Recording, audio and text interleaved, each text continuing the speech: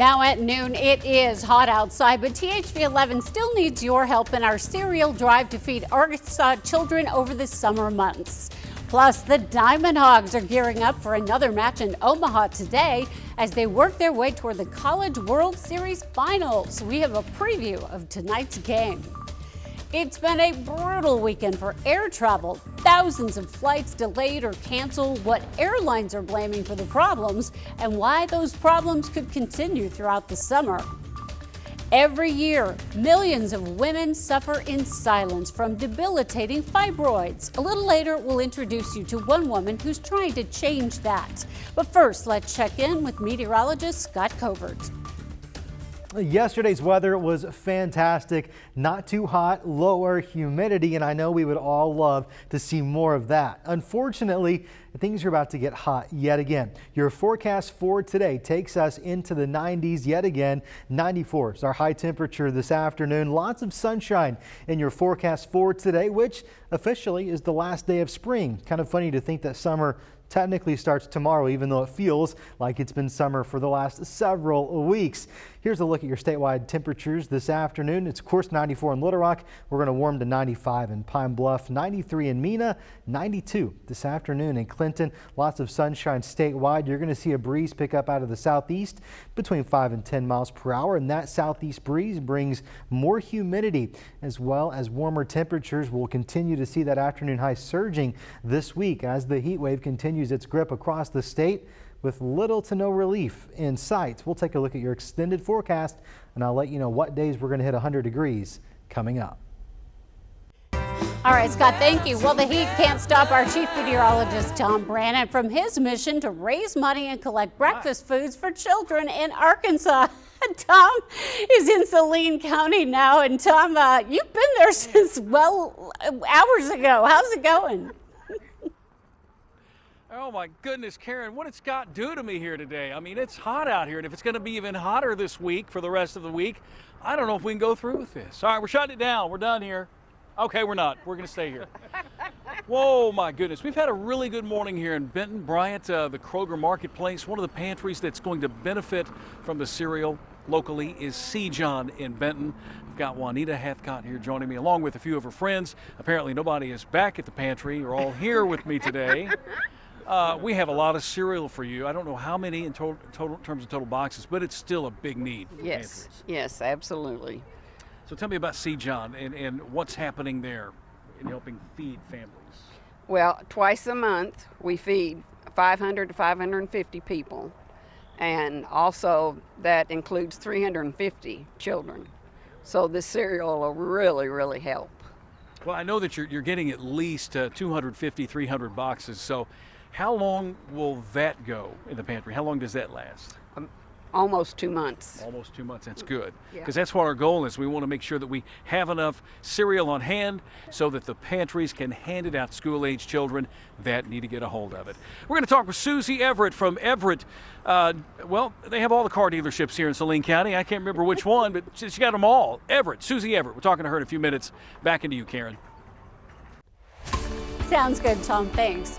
Well, we are really excited by the success of the summer cereal drive, but there's a very important baseball game to think about too, and it's happening soon. The Diamond Hogs inching closer to the College World Series Finals, taking on Ole Miss tonight. THV 11's Tyler Cass is in Omaha this week with a preview of tonight's showdown. It's the calm before the storm here at Charles Schwab Field in Omaha. Coming up tonight at 6 p.m., the Arkansas Razorbacks will take on the Ole Miss Rebels in the winner's bracket game at the College World Series. And both teams use their Friday night guys, their aces in that game one. Now things get a little different. For Arkansas, it'll be one of the Central Arkansas kids on the mound, either Will McIntyre or Zach Morris. Ole Miss will counter with their freshman phenom, Hunter Elliott. He reminds me of a lefty they've had there in the past. He wears the same number. I think his name was Doug, as everybody remembers. But no, he's a strike thrower. He's very mature. He's strong for his age, and he's been really good. As for the fan side of things, expect perhaps a bit more of an even split. Saturday was all Razorback red over Stanford Cardinal, but one that will be cheering the loudest is one that's known Dave Van Horn her whole life. We want this for him as much as anyone else does. At this point, it's just a lifestyle for him. He's been doing it this long, and you can't truly do it this long if you don't love it, because it really is pretty all-consuming. And so we're just so thankful for him and hope for continued success. It's Arkansas and Ole Miss coming your way at 6 p.m. The winner will be just one win away from making a trip to the College World Series final. I'll be back tonight at THV 11's 5 and 6 to help get you ready for the game. For now, outside Charles Schwab Field in Omaha, Tyler Cass, THV 11 Sports. Today marks the second year for the federal holiday honoring Juneteenth. It's being recognized today since the actual commemoration of the end of slavery in America fell on Sunday of this weekend. But Arkansas is among other states that have not made the holiday official. Some cities, businesses, and organizations are still observing Juneteenth today. Right now, UA Little Rock is celebrating with a big event for the community with reenactments and a Black-owned food truck festival. You can also pick up a copy of the newly launched UA Little Rock Juneteenth Celebration Cookbook, full of family recipes from the folks who work at or attend the school. The party is now underway and will continue until 2 this afternoon.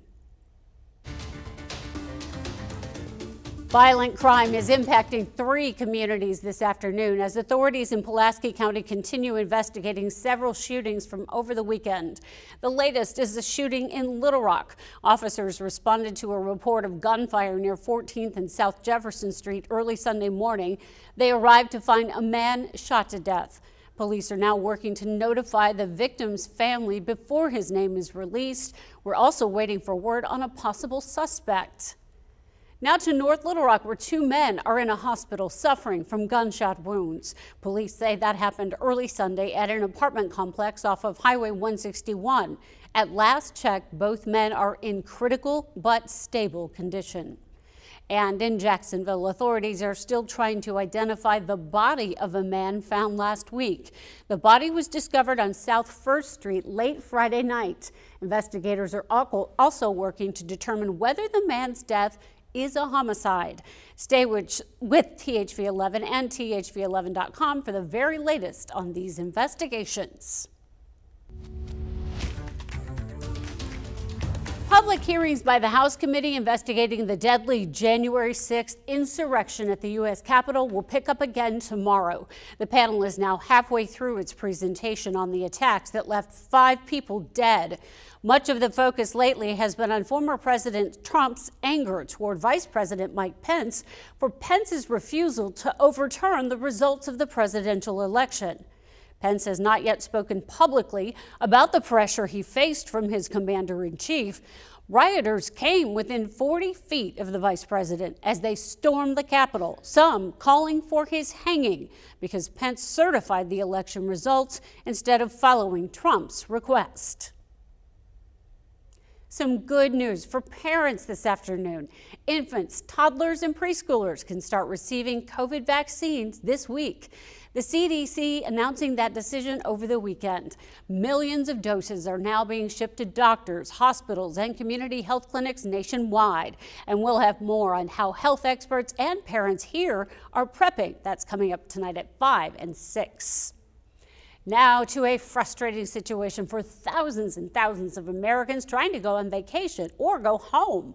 We're talking about the passengers stranded in cities across the country, in part because of staffing issues with airlines in the air and on the ground. Elise Preston has more on this travel nightmare. Understaffed airports and airlines are being slammed, and it's taking a toll on travelers. At this point, I don't have any high hopes. We're talking 10 hours. More than 900 flights were canceled on Sunday alone. Delta getting hit the hardest with more than 200 cancellations. Delta apologized, saying in a statement a variety of factors continue to impact our operations, including challenges with air traffic control, weather, and unscheduled absences. Canceling a flight is always our last resort. Since the start of June, U.S. airports have seen an average of 2.2 million flyers every day. They didn't tell them why it was canceled, but they canceled everybody's flight. The industry has been struggling, receiving tens of billions in federal aid since the start of the pandemic.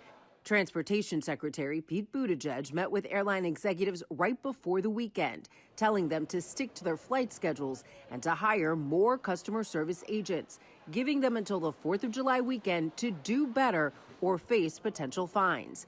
CBS News senior travel advisor Peter Greenberg. You can hire as many customer service agents as you want to say, I'm sorry, but if you don't fix the root problems, the apologies will continue. You got to be able to find pilots. There's a shortage. You have to be able to find people who work under the wing, ground handlers, baggage loaders. Until staffing increases as a whole, Greenberg expects more disruptions through September. After that meeting with airline executives, Secretary Buttigieg had his own flight canceled and had to drive from Washington, D.C. to New York. Some tips to keep in mind for your own air travel: try to book the first flight out and arrive at least 3 hours early. Elise Preston, CBS News, Newark International Airport. Summer officially starts tomorrow, and today's not as hot as it has been, but this relief won't stick around. It knows summer's ahead, and Scott has more on the very warm days coming. Plus, THV11 Summer Cereal Drive continues in Saline County. We're at the Kroger Marketplace here in Bryant, Benton. Depending on who you ask, we're here till 12:30 today. You know this lady, Susie Everett, is here. We're going to talk to her coming up after the break. They've got a big team and they're collecting a lot of cereal for the Summer Cereal Drive. We're back in a few minutes.